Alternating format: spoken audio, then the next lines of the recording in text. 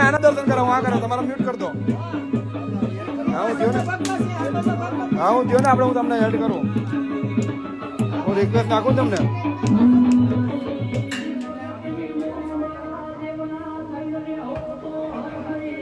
જય મેરડી, જય માતાજી.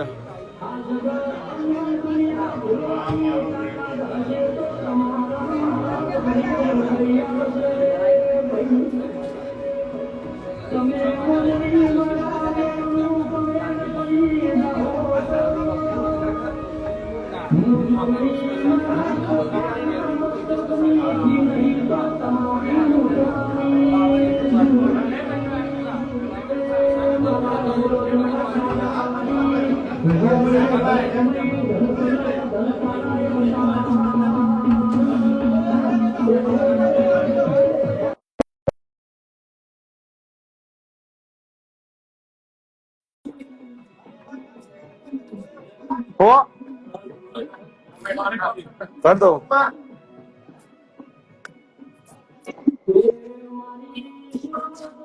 જય મા મેરડી, જય માતાજી, જય મામાદેવ.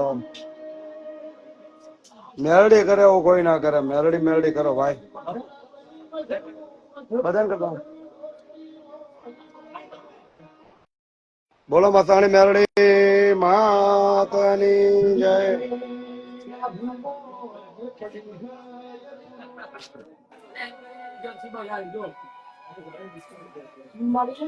જય માતાજી, જય મામાદેવ. જય મામલ, જય રાજા મોગા.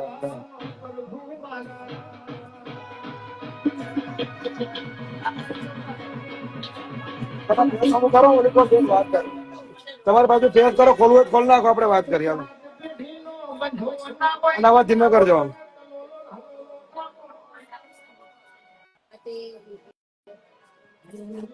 જય માતાજી, જય મામાદેવ, જય મેરડી માં. જય માતાજી, જય મામાદેવ. બોલો બોલો.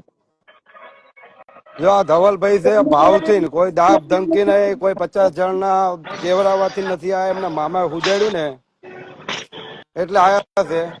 અને ઓલો તાવો જે છે કે છોકરીના ન્યાય માટેની જે વાત હતી એની, પણ છોકરીને જયારે એમ કીધું કેસ કરી દો તો કે આમાં તમે હટી જાઓ, અમે અમારી રીતે કેસ કરશું.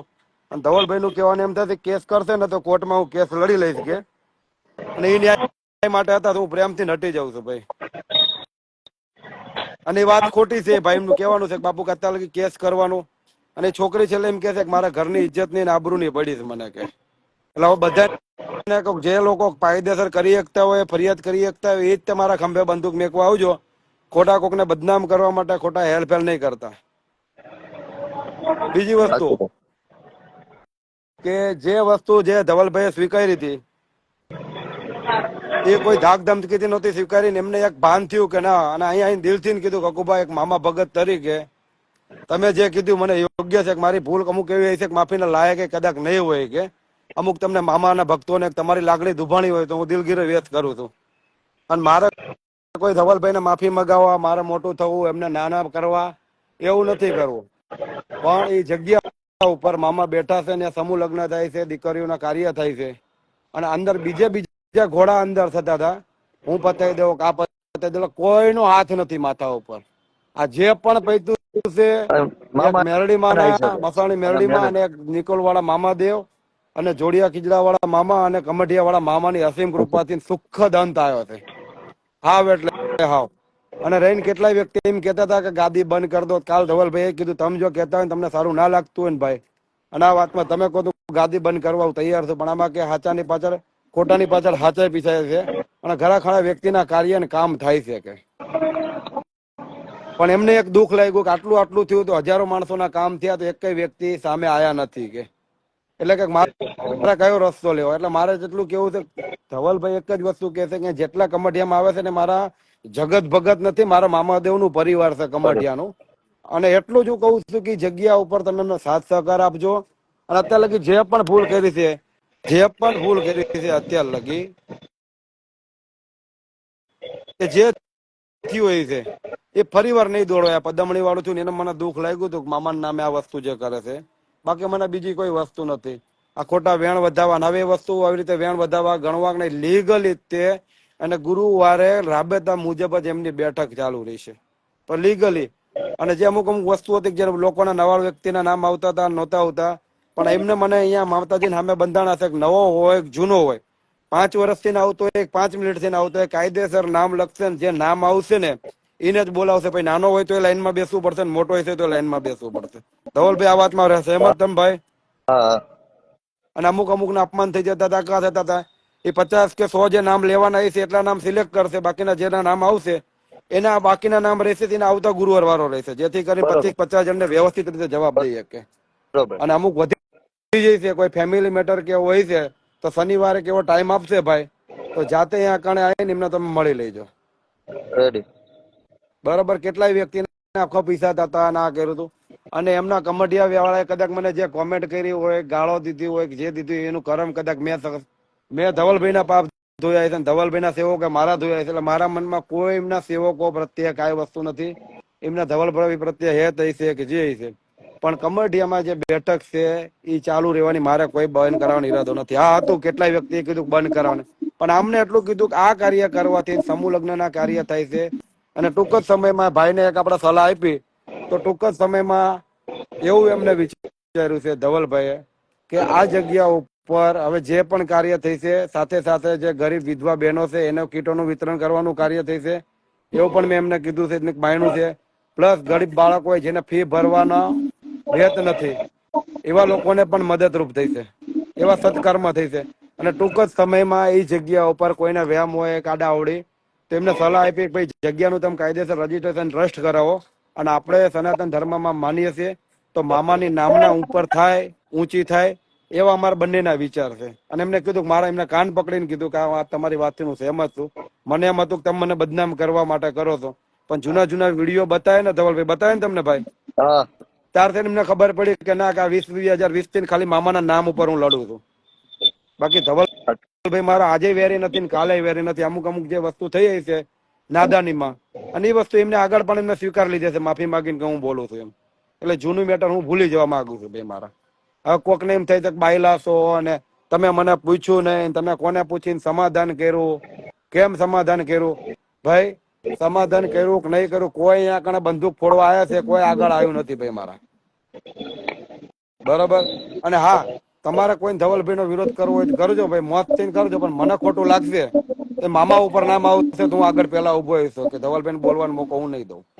હું છે કે અમારા ભાઈ છે કે હા, ધવલભાઈ નો વાંક હોય તો ધવલભાઈ ને અહીંયા જાહેરમાં લઈને ઢીમ ઢાળ દેજો તમે. બાકી મામા નામ બદનામ થયું કામ નહીં કરતા. એમને જે નાની મોટી અગવડતા હતી એ એમને સ્વીકારી છે. હમણાં અમે જે પણ નાની મોટી વાત છે ને એક વિડીયો પણ બનાવીને અમે એકાબીજાને આઈડી મેકી દઈએ હતી. અને ધવલભાઈ ને કોઈ ધવલભાઈ બીજી વસ્તુ કે આ બધા એમ કહેતા હતા 50 જણને લઈને તમને જબરદસ્તી માફી મગાઈ હતી, વાત સાચી ખોટી? હા સાચું બોલજો માતાજી મામાને માથે રાખીને. ખોટી ખોટી વાત. આ બધા ખોટી ખોટી અફવા ફેરાઈને જબરદસ્તી 50-50 જણને લઈને માફી મગાઈ, એટલે આ વસ્તુ ખોટી છે. ને અત્યારે ભાઈ એક થી 2 જ જણ આયા છે, અને એમના પાછળથી ખબર પડી ને એટલે એમના કેટલા જણા છે? હું એક જ આવ્યો હતો. આ એક જ ભાઈ આયા હતા. એમને એક મામાની વાત થઈ છે, અને મામાનો એક જબરદસ્ત અનુભવ થયો છે, મામાનો પરચો મળ્યો છે, અને ખરેખર એ કીધું તો મારા રૂવાડા ઉભા થઈ ગયા. એટલે આ ગુરુવારે ખરેખર નિકોલ વાળા મામાનો પરચો અને કમઢિયા વાળા મામાનો પરચો તમારે સાંભળો તો ધવલભાઈ ના મુખેથી ન ત્યાં જઈજો. અને એકાદ દિવસ એમને કઈક બીજું આયોજન એવું કઈક કર્યું છે કે જયારે હુકમ થઈ છે ને મેં કીધું એકાદ દિવસ મારે પણ એ જગ્યાએ બેઠકમાં આવું છે દર્શન કરવા, પણ આડા દિવસે આયોજન એવું કરો તો હું પણ આવી શકું, અમારા નિકોલ મામાદેવ પરિવાર પણ આવી શકીએ. પણ આ પરચો છે ને એ ખરેખર અહીંયા બોલશે ને તો કાલ સવાર કહે છે ગગુભાઈએ શીખવાડ્યું અને ધવલભાઈએ શીખવાડ્યું, વાતો બનાવે છે, પણ મને એટલી ખબર છે કે ધર્મની ગાદી ઉપર બેન કોઈ ખોટું નથી બોલવાનું. અને કેવો આના વિડીયો ઉતારવો હોય તો વિડીયો ઉતારજો, શૂટિંગ ઉતારવું હોય તો શૂટિંગ ઉતારજો. બાકી વિડીયો શૂટિંગ ઉતારવાની કોઈ ના નહીં પાડે ભાઈ ઈ જગ્યા ઉપર. બરોબર? એલફેલ વસ્તુ તમે નહીં ઉમેરતા ભાઈ મારા. અને આગળ જે પણ વસ્તુ હતી એમને સ્વીકારી કે મારી જાણતા જાણતા ભૂલ થઈ ગઈ, હું સ્વીકારું છું કે. અને તમે કહેતા તું વિડીયો બનાવી દો, આ કરતો, હવે મારે વિડીયો ની જરૂર નથી, કાંઈ જરૂર નહીં. તમને એમ લાગતું પૈસા ખાધા છે તેમ સમજો 5-10 કરોડ રૂપિયા મને ધવલભાઈ આપી દીધા છે. એમની આગળ હું ફોર્ચ્યુનર બનીને પૈસા પડ્યા છે. એટલે આ પૈસા માટે નથી કર્યું. અને આપણે પહેલાથી કીધું ધવલભાઈ માતાજી અગર આવી જાય એટલે આપણે વાત પતી જશે. આપણે નથી લાયા પણ મામાદેવ માતાજી લાયા છે. અને મને એમના પ્રત્યે 0% 0% કાંઈ મનમાં એવું છે નહીં ભાઈ. હું કહું તમે જ બે શબ્દો કહો મારા ભાઈ, તમારા સેવકોને મને ખોટી કોમેન્ટ કરીને ગાળો ના દે યાર. ના ના કોઈ નહીં હવે બાપુ કે આપણો બેનો જે વિવાદ છે એ પૂરો થઈ ગયો એટલે કોઈ સેવકોએ કમટિયા વાળા નિકોલ વાળા કોઈ હવે કઈ કરવાનું નથી, કોઈએ કોમેન્ટ નથી કરવાની, કોઈએ પોસ્ટ મૂકવાની નથી, સ્ટોરી મૂકવાની બાપુ. અને વાત જે છે એ આપણી બેની પૂરી થઈ ગઈ, જીરો થઈ ગઈ. અને આ મેટર જો આ મેટર હળગાવવામાં હોય તો કીર્તિદાનભાઈ દેતા છે, કેમ કે એમને મેં રેકોર્ડિંગ ને બધું સંભળાવ્યું. મેં પહેલા પણ કીધું કે ધવલભાઈ મળીને વાત કરી લો, મેં તમને સંભળાવ્યું ને ધવલભાઈ,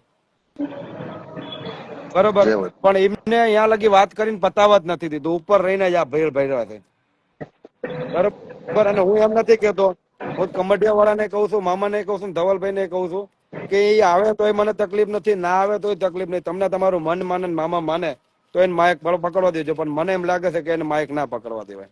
અને આનો ફેસલો મારી વાત હમણાં હોળી જેને હળગાઈ છે ને એમાં ધવલભાઈને કઈ નથી કેવું, અને ધવલભાઈ નું હમ આપું છું, એક શબ્દ નહીં કહેતા, પણ કમટિયા વાળા જો સમજવું હોય તેનો જવાબ તમે અહીંયા આવે તો તમે તમારી રીતે દેજો. જેટલી હોળી હળગાઈ કીર્તિદાનભાઈ દેતા હળગાઈ છે, નકર અમારું ક્યારનું પતી ગયું. આજે હું બોલ્યો છું એ ખરેખર બહુ વધારે પડતું અમુક મારથી બોલાણું હોય છે, અને મને એનો અફસોસ નથી. પણ મૂળ આમાં એક જ છે કે આ દાબેલી વાળો જેઠાલાલ છે, જેને ધવલભાઈ ગમે છે, ધવલભાઈ નહીં એને સિંગર બનવું એટલે માઇક પકડવું ગમે.